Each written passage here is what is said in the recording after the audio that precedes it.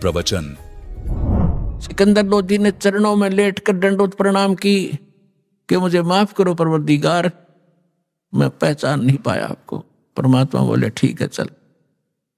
पालकियां बिठा के परमात्मा को पालकियों में आदर के साथ सत्कार के साथ उनके घर छोड़कर आए झोपड़ी में। ऐसे समर्थ थे कबीर भगवान। तो गाय जीवित करी, मोर ध्वज का पुत्र ताम्र ध्वज श्री कृष्ण ने जीवित कर दिया, वहां गाय जीवित करी। और सुनाता हूं कथा आगे। अब कुछ दिनों के बाद सिकंदर लोधी को जो दास ने बताया भयंकर रोग हो गया जिसका कहीं ट्रीटमेंट नहीं हो रहा था। किसी ने बताया कि काशी के अंदर एक बहुत बड़े महापुरुष रहते हैं, वो आशीर्वाद मात्र से स्वस्थ कर देते, मरता क्या नहीं करता। तो फिर से सिकंदर लोधी कई वर्षों के बाद काशी पहुंचा। जब काशी पहुंचा तो वहां का राजा वीरदेव सिंह बघेल कबीर परमेश्वर का शिष्य हो चुका था। उनकी शक्ति और ज्ञान से वो परिचित हो चुका था। सिकंदर लोधी के आगमन पर उसने उसकी जो आओ भगत के लिए बहुत सुंदर मेज के ऊपर काजू, किशमिश, सेब, संतरे, दूध, खीर, हलवा, बड़ी, कचौड़ी, पूरी मेज पर रखी। सिकंदर बैठ गया और कहा वीर सिंह, मैं तेरे अतिथि सत्कार से मैं प्रसन्न हूं, लेकिन मैं खा कुछ नहीं सकता, मेरे खाए कर मान लेना। वीर सिंह ने पूछा कि कारण क्या राजन?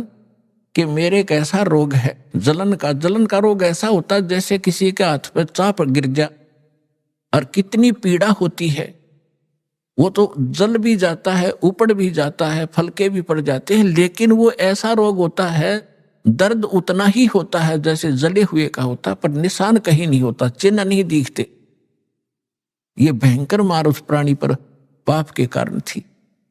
तो उसने कहा कि मुझे ऐसा रोग है और मैंने सब जगह ट्रीटमेंट करा लिया है, और आखिर में हिंदू देवता संतों ने तो कह दिया है कि तेने आजीवन आपने ये भोगना पड़ेगा, लेकिन फिर भी मुझे कोई बताता है रुका जाता नहीं, मरता क्या नहीं करता। तो मैंने सुना है कि यहां कोई संत है, और फिर पूछा भी क्या नाम बताया था उसका। उन्होंने बताया, साथ बैठे आए हुए थे उसके काफी व्यक्ति, कबीर नाम बताया जी, कबीर। वीर सिंह से पूछा सिकंदर ने कि आप जानते हो? जी जानता हूं। सचमुच आज आप ठीक ठिकाना आ गए, भगवान आपका रोग नहीं रहेगा, आप ऐसे स्थान पर आए। अब आशा की किरण जागी, बड़ा खुश हुआ, कहने लगा वीर सिंह ला बुला के जल्दी बुलवा उसको। अब वीर सिंह शिष्य किसका? परमेश्वर का। अब गुरु को बुलाने का आदेश वीर सिंह दे तो उसकी भक्ति नष्ट। अब उधर से राजा का आदेश ना माने तो उसकी राज खत्म। अब दो पाटों के बीच फंस के खड़ा हो गया। फिर बुद्धि से काम लिया। उसने कहा कि जो आज्ञा महाराज आपकी शिरोधार्य होगी, लेकिन मैं उनका शिष्य हो चुका हूं और मैंने ज्ञान प्राप्त किया है। ज्ञान में सुना जाता है कि संत को बाई ऑर्डर नहीं बुलाना चाहिए, और यदि हमने बाई ऑर्डर बुला लिया और उन्होंने आकर के रजा बख्शी नहीं तो क्या फायदा बुलाने का, बैठे रहेंगे वो यहां पर। तो सिकंदर ने कहा क्या करना चाहिए आप देखो जी, कि चलो फिर वहीं चलते हैं, उसी के उनके आश्रम पर चलते। वीर सिंह ने बताया जी उनका आश्रम अपना नहीं है, वो तो अपना एक गृहस्थ जीवन जीकर दिखा रहे हैं, जुलाए हैं, उनका काम करते हैं, लेकिन एक आश्रम है उनके गुरु का, रामानंद जी का, वहां आते हैं वो इस समय। ये समय उनका उनकी आरती में शाम में दिल्ली शामिल होने का है, और वहां आएंगे वहीं मिल लेंगे। सिकंदर ने कहा बहुत अच्छा बहुत अच्छा, चलो चलते हैं, हम स्वयं ही चलते हैं, मरता क्या नहीं करता। तो चल पड़े वीर सिंह बघेल और साथ में सिकंदर लोधी और कुछ सैनिक बॉडीगार्ड। लेकिन साथ में उसके एक उनका धार्मिक गुरु आया था, शेख तकी नाम था सिकंदर के धार्मिक गुरु का, और पूरे हिंदुस्तान का वो कंट्रोलर था सब मुसलमानों का। और सिकंदर लोधी का धार्मिक गुरु था, इस करके वो उसको साथ रखता था कि सारे मुसलमान इसके साथ, इसके संकेत से सब चलते हैं लोग, क्योंकि हम पहले से धार्मिक लोगों के अधीन रहे, उनका सत्कार विशेष किया करते, लेकिन ये दुरुपयोग कर गए हमारा। इन्होंने हमारा नाजायज फायदा उठाया, इनको कुछ पता था नहीं, हमें लड़वा के मारे जाते आपस में।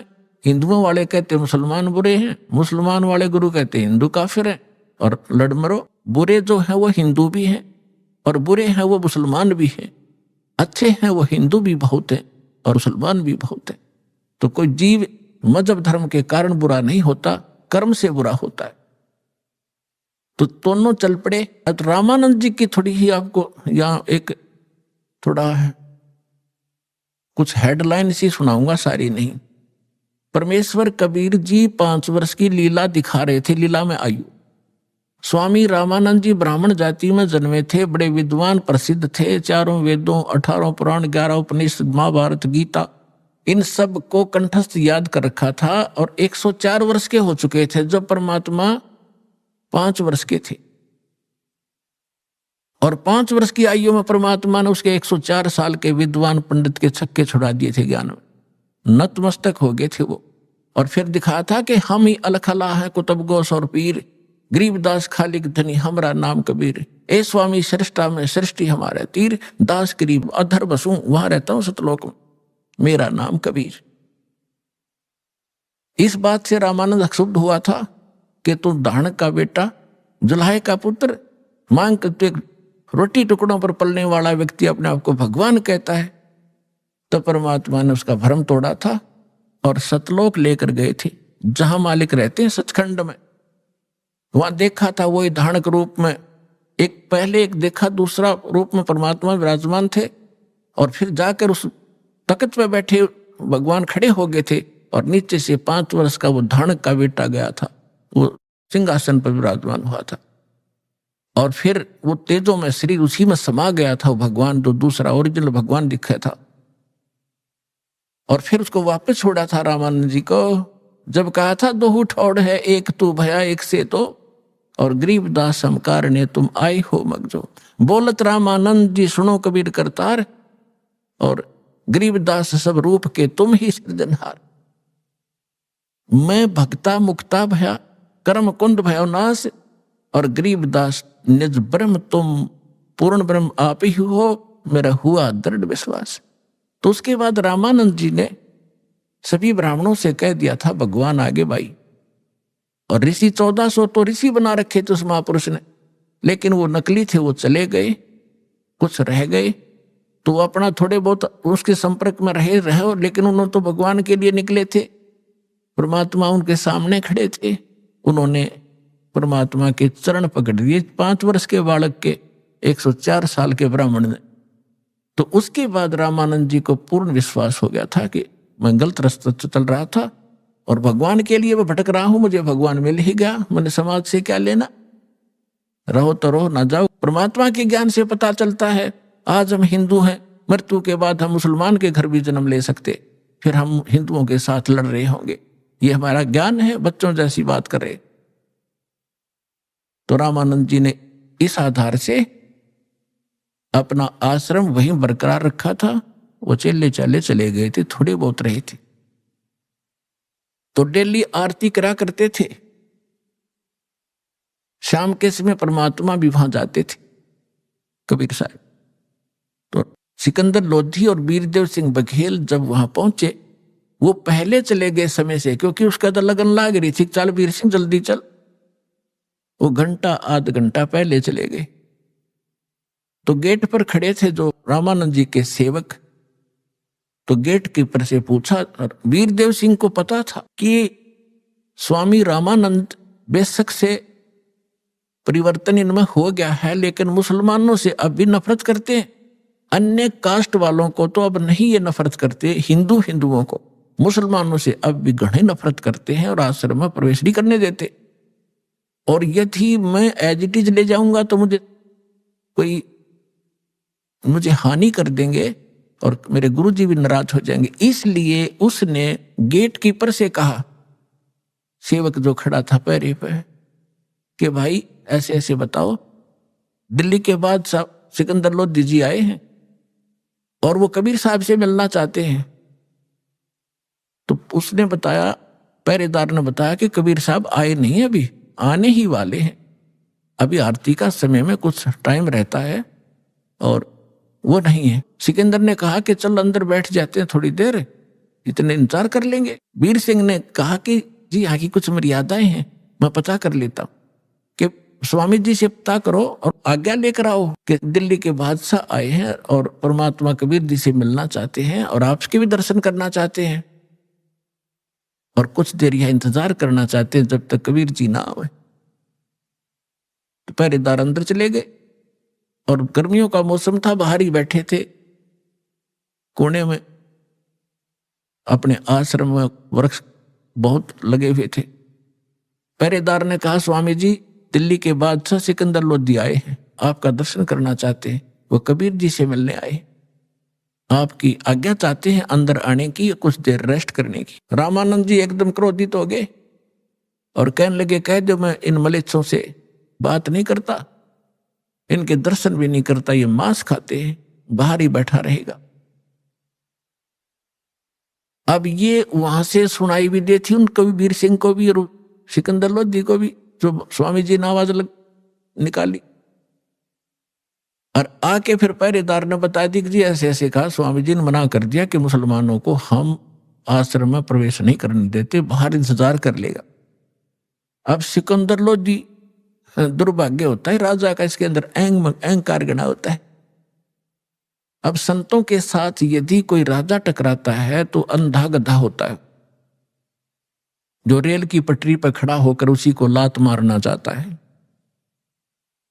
सिकंदर लोधी ने वही करा, निकाल कर तलवार और चल पड़ा अंदर कि ये एक दो कौड़ी का महात्मा दिल्ली के सम्राट को ऐसी शब्द बोलता है तो आम मुसलमान के साथ ये कैसा बर्ताव करता होगा, इसकी गर्दन काट देता। अब निकाल कर तलवार चल पड़ा। फिर कौन पूछा था, किसकी हिम्मत थी भगत उसको रोक दे, जाके संत की गर्दन काट दी, दो टुकड़े हो गए। अब ये क्रोध में आदमी करते दे है गलती, लेकिन फिर बाद में बुद्धि आती इसको, और सत्संग में आने के बाद इसको पहले बुद्धि आ जाती है कि ये जो करने जा रहा है इसका बहुत भयंकर रजड़क होगा, और जो मनमुखी होते वो करके पछताते हैं। अब सिकंदर लोधी वापस मुड़ लिया, फिर बुद्धि आ गई उसको कि वीर सिंह देख मेरे सारे उल्टे काम हो मेरे से, मैं चाहता हूं कोई पुण्य करना, मुझसे पाप होता है।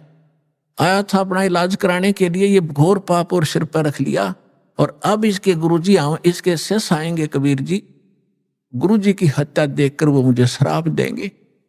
आप बता रहे को बहुत बड़े, बहुत ताक शक्तिशाली और बड़े समर्थ है। अब चल वीर सिंह वापस चलते हैं, ये तो मैंने सारी उम्र भोगना ही पड़ेगा। अब वीर सिंह क्या बोल रहा है, वो राजा, वो नरे, वो छोटा, वो सम्राट आगे आगे चल पड़ा। जो ही बाहर निकले आश्रम से परमात्मा आ रहे थे, वीर सिंह ने कहा महाराज जी तो आ गए जी, ये सामने आ गए। अब वीर सिंह ने दंडवत प्रणाम किया। अब सिकंदर लोधी डरा हुआ था कि ऐसे समर्थ बताते हैं, मेरे से अपराध भी हो गया है, तो डरते ने उसने भी दंडवत प्रणाम किया। तो परमात्मा कहते हैं एक तीर से दो शिकार किए दाता ने। एक तो रामानंद जी के अंदर त्रुटि थी, वह ठीक करनी थी, और जब तक अधीन प्राणी नहीं होगा, विनम्र नहीं होगा, हृदय से पुकार नहीं करेगा, तब तक आशीर्वाद काम नहीं करे। अब जब तक यह घटना ना घटती, सिकंदर लोधी के अंदर इतनी नम्रता नहीं आती, और परमात्मा भी उसके ट्रीटमेंट में जानकर नहीं कर पाते, क्योंकि वो करते नहीं ऐसे व्यक्ति को जब तक वो विनम्र नहीं होले। तो सिकंदर लोधी ने दोनों दंडवत प्रणाम की वीर सिंह ने, तो परमात्मा ने दोनों के सिर पर हाथ रखा और कहा कि इस भिखारी के सामने दो दो नरेश आज कैसे प्रणाम कर रहे हैं, मेरी खैर तो है। तो ऐसे उन्होंने सिर पे हाथ रखा था और सिकंदर लोधी का वो रोग सुमंत्र हो गया तुरंत। बोलो सतगुरुदेव की जय हो, कबीर भगवान की जय हो।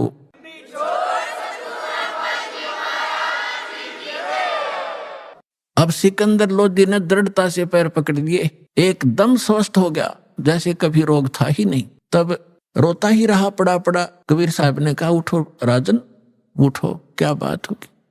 कि भगवान परमात्मा ने पूछा कैसे आना हुआ? कि जिस लिए आया था वो तो आपने ठीक कर दिया, लेकिन मुझसे एक भयंकर भूल बन गई, ऐसी गलती बन गई दाता आप माफ नहीं कर सकते।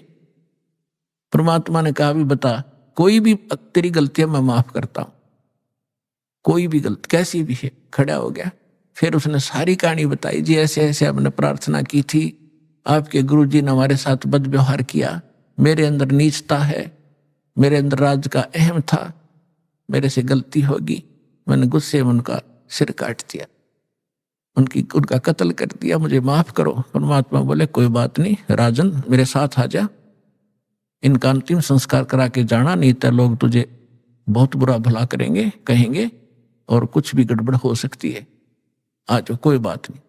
अब वो सोच तो ये रहा था कि ये सुनेंगे कि इनके गुरु के कत्ल हो गया तो ये अंधाधुंध श्राप देंगे मुझको, लेकिन उनके मुंह पे शिकन भी नहीं आई, चेहरे पर।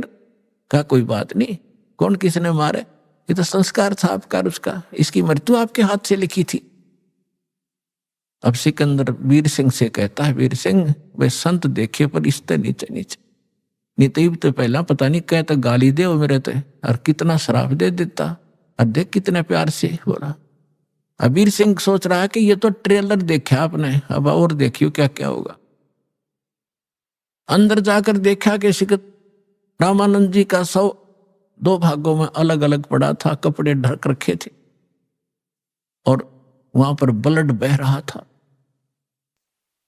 सब जब कबीर साहब अंदर गए तो वहां सेवक जो रहते थे वो दौड़कर आए, कहा कि कबीर जी, सिकंदर लोधी ने गुरु जी का कत्ल कर दिया आज, राजा दिल्ली के बादशाह ने। तो परमात्मा ने कहा, रे भले आदमियों, तुम आज तक ये नहीं समझ सके भगत होकर के कौन किसने मारता है, कोई संस्कार था इनका, और कोई बात नहीं, हो गया सो हो गया, बात ने बढ़ाया नहीं करते, कोई बात नहीं, चुप रहो। अब इतने में पीछे पीछे सिकंदर लोधी वो आगे, उसको देखकर फिर डर गए सारे, ये फिर आ गया भाई। अब परमात्मा ने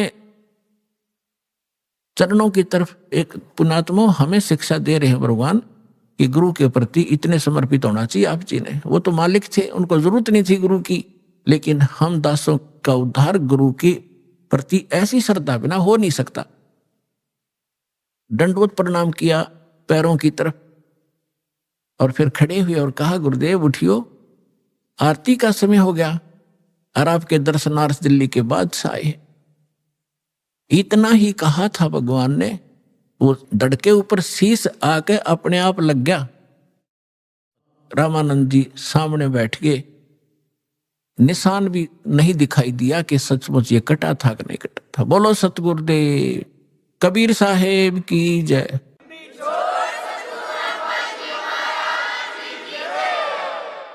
अब रामानंद जी ने जब देखा सामने सिकंदर फिर खड़ा है, उसका फिर तोड़ी पड़ गई सलवटियां माथे पर, लेकिन उधर से दिमाग हटा के कबीर साहब ने, रामानंद जी ने देखा सामने, और क्या देखा कि आधे हिस्से से ब्लड, आधे से दूध निकला बॉडी से। तब कबीर साहब से पूछा कि हे भगवान, मुझे ये कारण बताइए, मेरे शरीर से या तो ब्लड निकले, दूध का मतलब क्या, तो आधा दूध कैसे निकला? तो परमात्मा ने कहा कि जब से आप को ज्ञान हुआ है, उसके बाद आपने हिंदुओं के शूद्रों से तो नफरत छोड़ दी। पहले ये ब्राह्मण लोग शूद्र जाति वालों के कपड़ा भी नहीं लगने देते थे, और जब परमात्मा शूद्र जाति में ही थे, जुलाहा जाति में जब परमात्मा की पहचान हुई, रामानंद जी ने सीने से लगा लिए थे सारे समाज के सामने। और उसके बाद कोई, उससे पहले वो केवल ब्राह्मणों को दीक्षा देते थे, अन्य को नहीं देते थे। उसके बाद सभी कौम को, हिंदुओं को वो दीक्षा देने लग गए थे। अब परमात्मा ने बताया कि स्वामी जी, हम परमात्मा को तभी प्राप्त कर सकते हैं जब हमारे अंदर से राग और द्वेष दोनों नाश होंगे।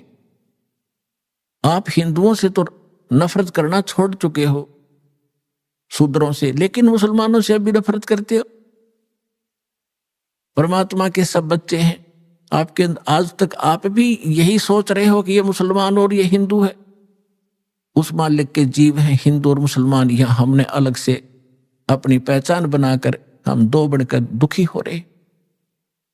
1 घंटे तक परमात्मा ने इसी विषय पर सत्संग सुनाया। रामानंद जी की आंखों में आंसू पड़ने लगे, कहने लगा भाई मैं गढ़ा निकम्मा आदमी था, आज तक मेरे अंदर ये दोष बरकरार था, आपने मेरी आंख खोल दी। खड़ा होकर उस महापुरुष ने सिकंदर लोधी को सीने से लगा लिया कि बेटा मेरी घड़ी भूल थी, आज मेरी आंख खोल दी मेरे बच्चे ने, भगवान है ये, लेकिन आज मेरी वो सारा दोष भी समाप्त हो गया। आज के बाद मैं किसी के प्रति कोई नफरत नहीं रखूं। बोलो सतगुरुदेव।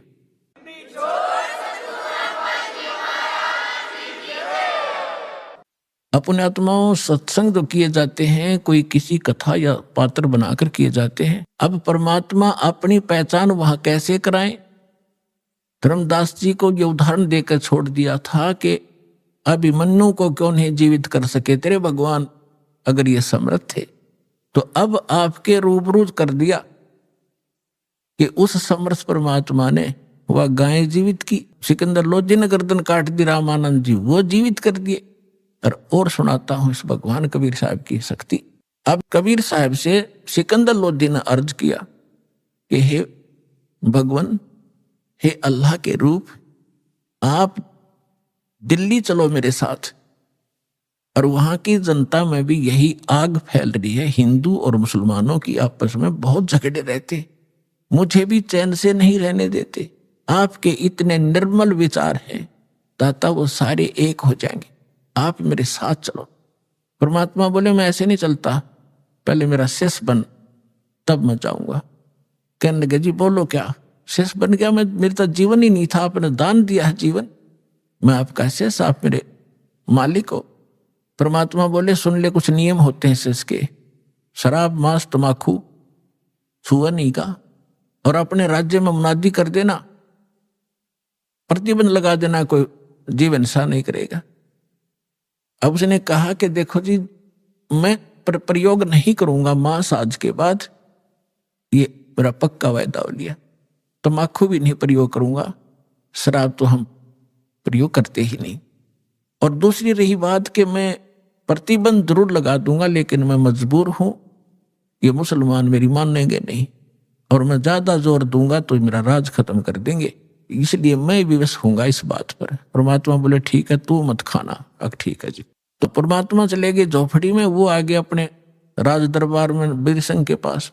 तो वहां शेख तकी नाम का जो गुरु था मुसलमान, उसको जाकर के राजा ने बताना ही था अपनी खुशी कि भाई आज मैं कमाल हो गया, मैं बिल्कुल स्वस्थ हो गया। तकी शेख तकी जी, हे पीर जी, और कबीर साहब ने केवल आशीर्वाद दिया था, मेरे सिर पे हाथ रखा था, मैं स्वस्थ हो गया, मेरा कति आज कोई मुझे रोग का नामो निशान नहीं है, मैं बहुत खुश हूं। और वीर सिंह अब खाना खाऊंगा, और खूब छक कर रोटी खाई। अब कहते हैं 2 फकीर और 2 वजीर ये कभी भी एक दूसरे की प्रशंसा सुन नहीं सकते। अब उसके आग लगी कि तेरी महिमा कम और कबीर की महिमा ज्यादा होगी। तो मुंह चढ़ा लिया शेख तकी ने। सिकंदर लोधी को मालूम था कि शेख तकी रूस गया तो मुसलमान ग्रुप सारा रूस गया तेरा, और ये आग लगा देगा, तेरे राज को नाश करवा देगा।